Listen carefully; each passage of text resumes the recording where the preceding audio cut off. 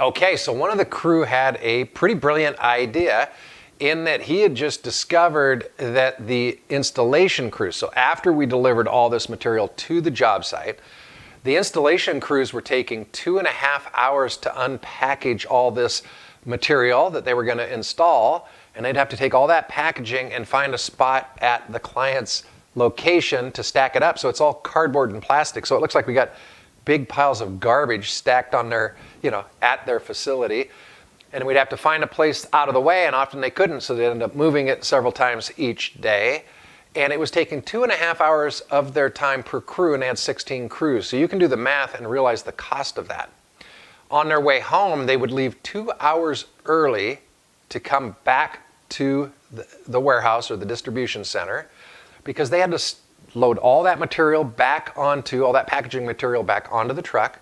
Then they had to go stop by a recycling center, wait in line, unload it, and then come back, to end their day. And so that was 4.5 hours every day.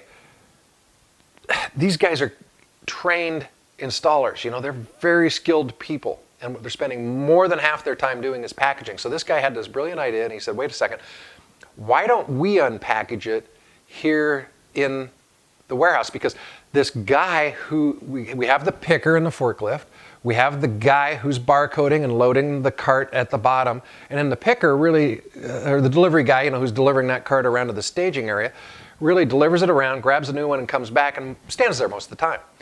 What he could be doing is unpackaging. And if he was unpackaging here, and we got all of our recycling area here, we could take 4.5 hours of that work away from 16 different crews. We could have a significant effect for these guys, right? But he also came up with the idea, why in the heck are we staging this stuff in the at night, backing the truck up in the morning, then loading it? Why in the heck don't we back the truck up at night?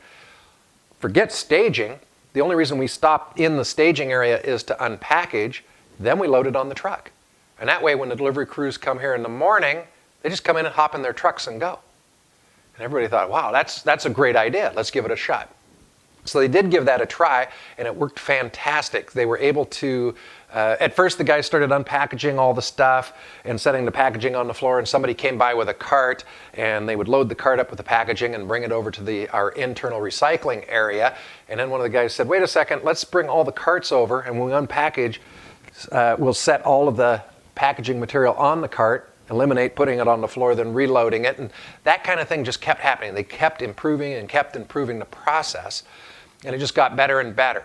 So they eliminated the staging part of the process. So they did that pick in 5.5 hours, including the unpackaging now. So it didn't add anything overall to the labor. Isn't that an interesting thing?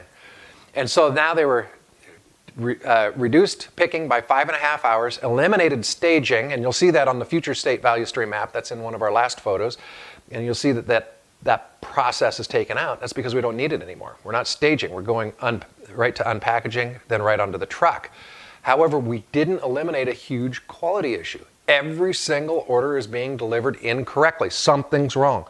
Wrong parts, missing parts, all kinds of things are going wrong. But every single day, every single crew, somebody has to come back and get the stuff that was missed, and that person's usually a supervisor. So you know what that does to productivity and to quality. So our next clip is going to be focused on that. What kind of factors influence the quality and the productivity on that end?